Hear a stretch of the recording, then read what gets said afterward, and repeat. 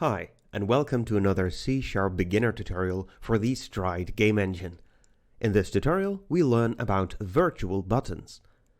Virtual buttons are very useful for in case when you want to define a custom input trigger and then assign a bunch of different inputs to them. So as a very basic example, let's say that we have a jump button or forward button, and then we can assign either keyboard and or mouse and or controller input to it. As you can see, I've opened up the virtual button scene from the C# beginner template project, and I have this blue teapot here, and I have a virtual buttons entity in our scene, and I've attached a virtual buttons demo script to it. We're going to create a custom virtual button called forward, and then we're going to assign all kinds of input to this button, and then our teapot is going to rotate if any of those keys are being held down or pressed.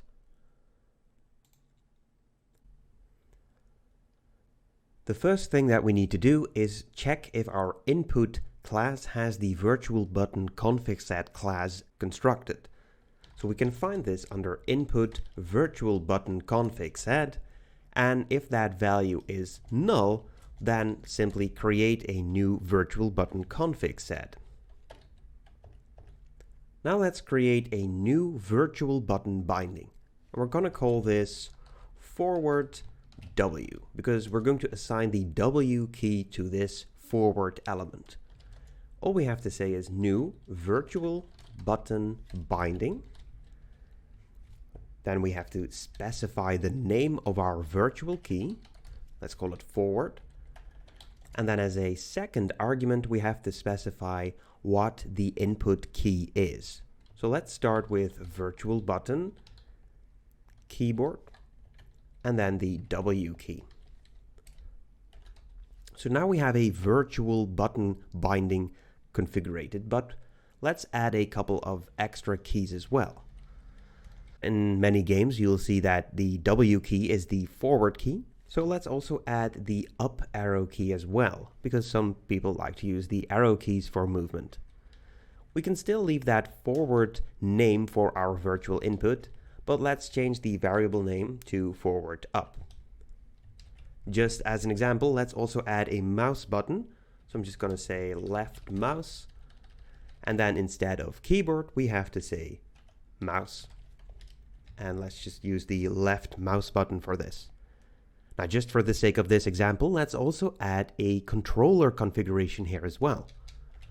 So instead of keyboard or mouse, we can add gamepad, and let's add the left trigger of our gamepad. Also, we need to change our variable once more. Let's call this left trigger. There we go. So now we have 4 different virtual button bindings. And we need to add those button bindings to a virtual button configuration.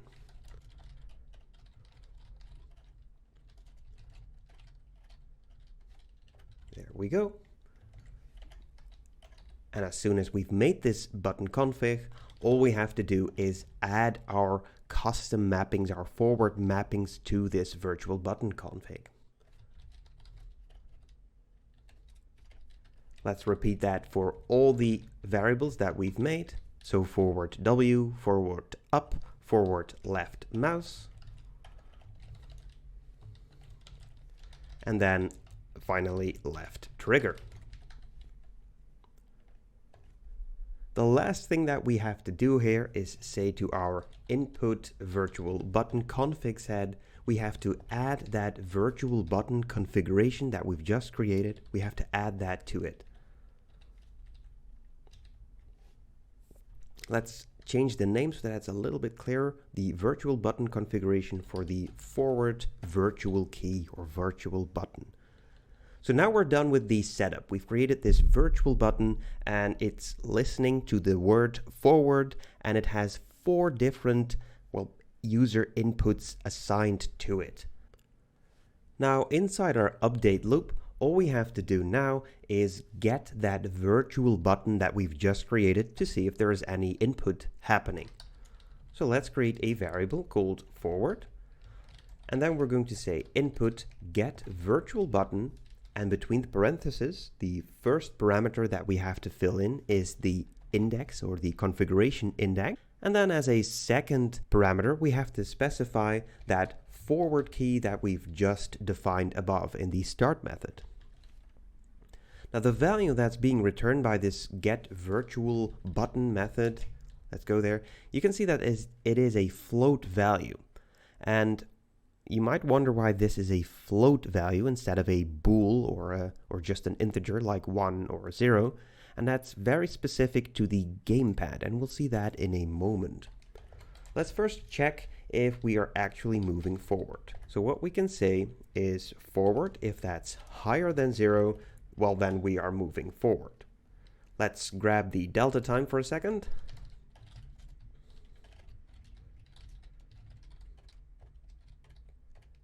And then we'll apply that to the blue teapot rotation.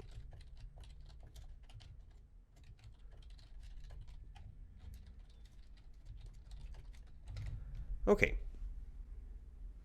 Now let's build our game and see what happens. Now that our game has started, let's click on the Virtual Buttons tutorial. We'll see our blue teapot, and let's first start by pressing the W key. Notice how now our teapot is rotating. Now let's try the next key, which is the up arrow key. This also works. Now let's try the left mouse button. And finally, let's try the left trigger on the Xbox controller that I have here in my hands.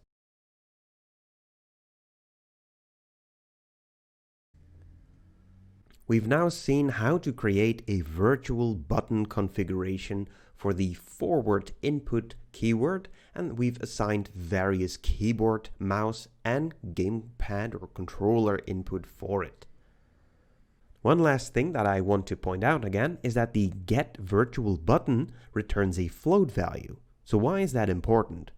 Now for the keyboard and mouse, this isn't really important. You'll just get a value of 1. But in case of a game controller, for instance, we can get a value between 0 and 1, because a trigger can be pulled down only halfway through. And that way you can get a value that is more fine-tuned than just a value of 1. So let's just change this value one more time. Let's add something to it. Let's add that forward value to our equation. Now let's run the game again.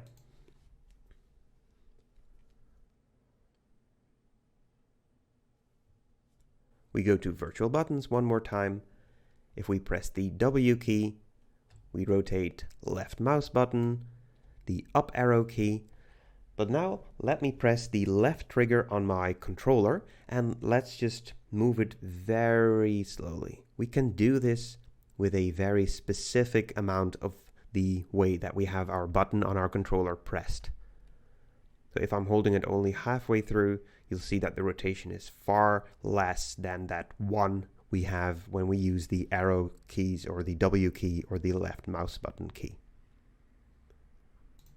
One final thing that I also want to talk about is how we set up this variable virtual button configuration forward. We can also use the shorthand notation. Visual Studio will actually suggest this as well. So instead of creating new virtual button configuration and then ending that line there, we can also use the simplified notification, which saves you some typing and your code may look a lot cleaner, but that's entirely up to you. That's it for this tutorial. Hope to see you around for the next tutorial where we learn about linear interpolation.